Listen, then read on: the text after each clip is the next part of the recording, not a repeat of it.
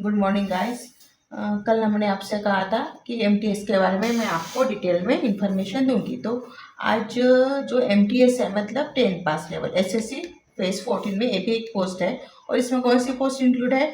Medical attendant, ठीक है। फिर दूसरी मल्टीटास्किंग स्टाफ, इसमें वेरियस पोस्ट होती है। फिर लाइब्रेरी क्लर्क, ऑफिस अटेंडेंट और ड्राफ्ट्समैन, ये भी एक पोस्ट है एटसेट्रा। देन इसकी जो सैलरी है वो 18,000 से लेके 56,000 तक आपको जाएगी। इसमें डीए मतलब जीएनएस अलाउंस, जिसको हम महंगाई भत्ता बोलते हैं, और HRA means housing rent allowance, and TA transport allowance, ठीक है। तो ये जो पोस्ट है, अब ये पोस्ट इसलिए बेनिफिशियल है कि समझो आप में से कोई स्टूडेंट ऐसे होंगे जो कि ग्रेजुएशन कंप्लीट है, पीजी कंप्लीट है, और फिर भी अगर बाय द वे कभी आपने जैसे कोई एमपीएससी की भी प्रिपरेशन कर रहा होता होगा, या फिर इससे पहले भी आपने कभी एग्ज़ाम दिए होंगे, तो प्रॉब्लम ये जाता है कि हम लोग सोचते हैं कि चलो अपने 10 पास है, अब इससे क्या 10th 12th आप हो जाते हो, फिर 3 साल आप ग्रेजुएशन भी करते हो। लेकिन क्या होता है उसमें जो एक एग्ज़ाम देने की स्ट्रेटेजी रहती है वो आप कवर अप नहीं कर पाते। आपका जो टाइम पीरियड है कि इतने इसमें सॉल्व आउट होना चाहिए, एसएससी का जो रोल है, जैसे 25 क्वेश्चन से आपको 15 मिनट में उसको कंप्लीट करना है। तो जो स्पीड है वो कवर अप करने के लिए एक तो एज भी आपकी बढ़ती जाती है, ऊपर से आप मतलब उतनी प्रैक्टिस में भी दिन नहीं दे सकते हो, क्योंकि आपके लिए जॉब बहुत इंपॉर्टेंट है। इसीलिए जब मेरा ये सजेशन है आपको, अगर आप 12th पास है तो 10 पेज पे जो एमटीएस पोस्ट है वो आपको देनी ही चाहिए। इससे क्या होगा कि आपको एक्सपीरियंस आ जाएगा, ओके। और इसकी जो अदर डिस्क्रिप्शन में मैं आपको बाकी नोट्स ये कर दूंगी, सेंड कर दूंगी। अब आज से क्लास स्टार्ट हो रहा है हमारा स्टेनोग्राफर का, ओके। अब स्टेनोग्राफर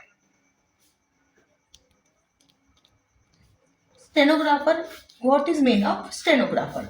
स्टेनोग्राफर मतलब एक ऐसी स्किल है जिसमें आपका ब्रेन जो है वो दिन ब दिन मतलब डेवलप होते रहता है। आपको जैसे कोई एक्स्ट्रा न्यूट्रिएंट्स लेने की ज़रूरत नहीं है। आपकी जो बेसिक स्टडी है मतलब प्रैक्टिस है वो दिन ब दिन डेवलप होते जाते हैं। और जो क्या बोलते हैं आप, जैसे कि अगर कोई आप पैसेज पढ़ रहे हो, एग्ज़ाम दे रहे हो, ठीक है।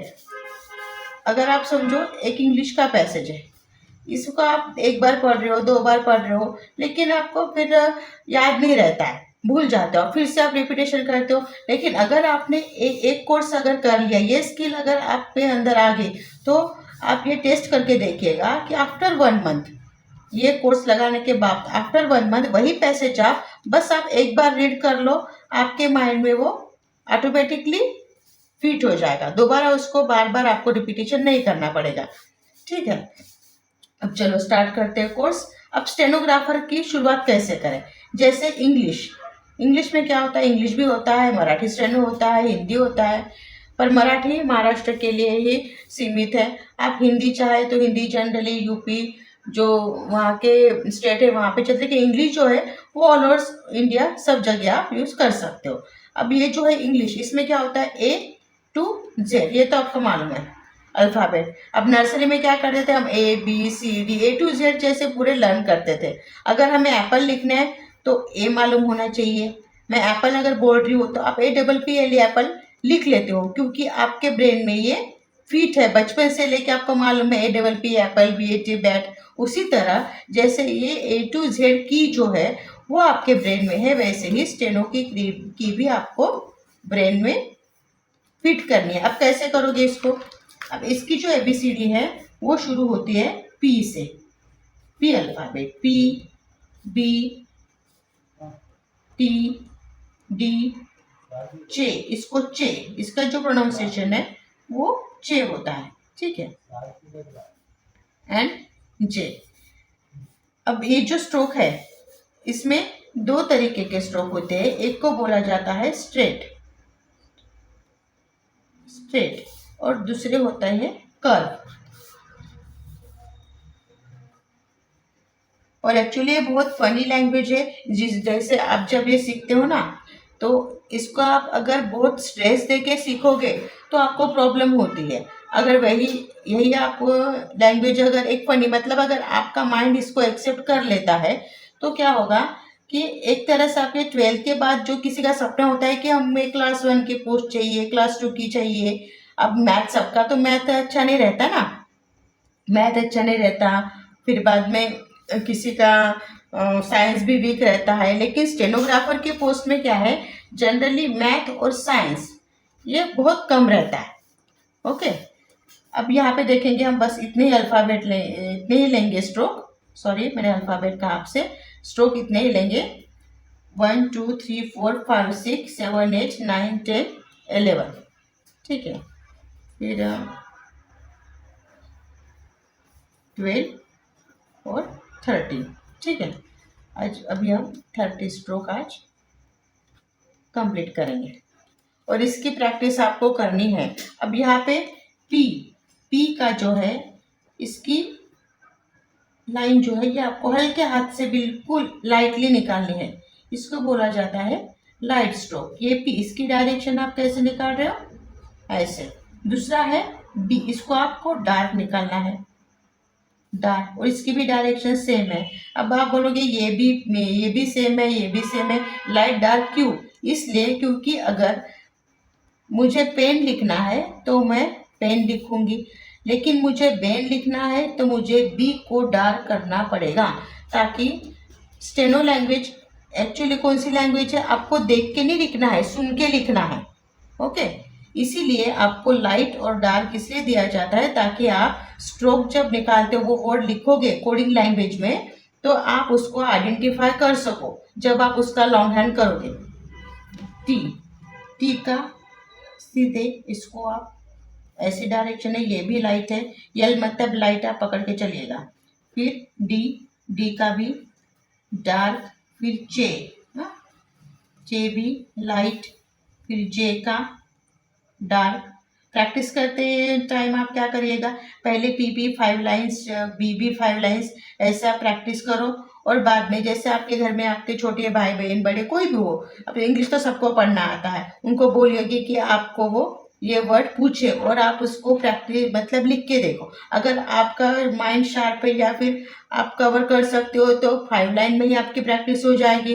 किसी का ज़्यादा प्रैक्टिस करनी पड़ेगी, नहीं याद होगा, जो स्ट्रोक आपके रॉन्ग होंगे चेक करके देखो, फिर आप उसको दोबारा करो। इतनी तो मेहनत आपको करनी है।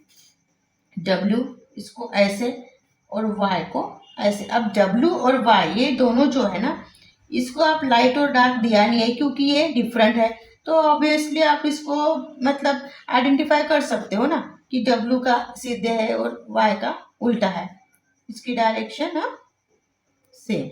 ये हो गया स्ट्रेट। अब हम देखेंगे कर्व। कर्व में एम, इसकी डायरेक्शन ऐसी, एन। अब एम और एन ये दोनों अलग है स्ट्रोक, इसलिए इसको लाइट डार्क नहीं देना है। अब टी एच में इसकी जो है लिखने के किस तरह से लिखा जाता है, इसको ऐसे टी एच, इसको द और इसको थ, RTH। अब ये दोनों सेम है, इसलिए जैसे यहाँ पे किया था लाइट और डार्क, ये लाइट और ये डार्क। फिर एन जी का भी डार्क होगा क्योंकि एन का लाइट है, ठीक है। बस अब आज के वीडियो में इतना ही देखेंगे। आपको ये प्रैक्टिस करनी होगी जब तक आप मतलब जैसे 13 है ना, 13 में से मिनिमम आपके 10 या 9 तो डेफिनेटली बराबर, इसका एवरेज ऑफ 10 पकड़ के चलिएगा, 10 या 9 जिसका अगर ये बराबर आ जाता है तो समझ लो कि आपका माइंड लैंग्वेज कवर कर रहा है।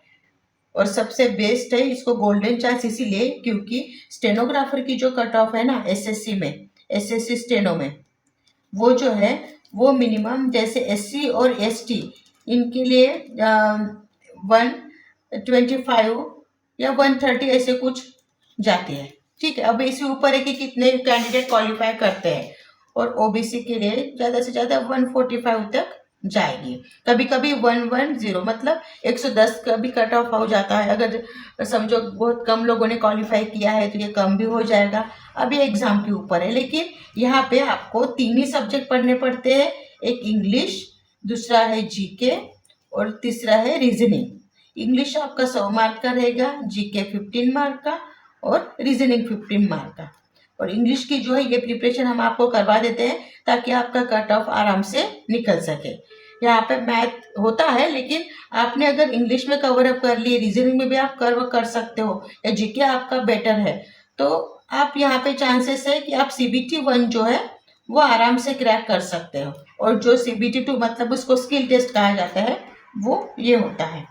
और जिसको अगर इनकम टैक्स ऑफिस में भी यहाँ पे जगह निकल के आती है स्टेनोग्राफर की, 12th पास और पेमेंट डे बेस से आपको 70,000 के अबोव रहेगा। ठीक है, तो देन वेरी रिस्पेक्टिव पोस्ट है स्टेनोग्राफर की। तो आज के वीडियो में बस इतना ही, और बाकी जो है डिस्क्रिप्शन में मैं आपको और इसका डिटेल जो है वो डाल दूंगी। Okay, thank you.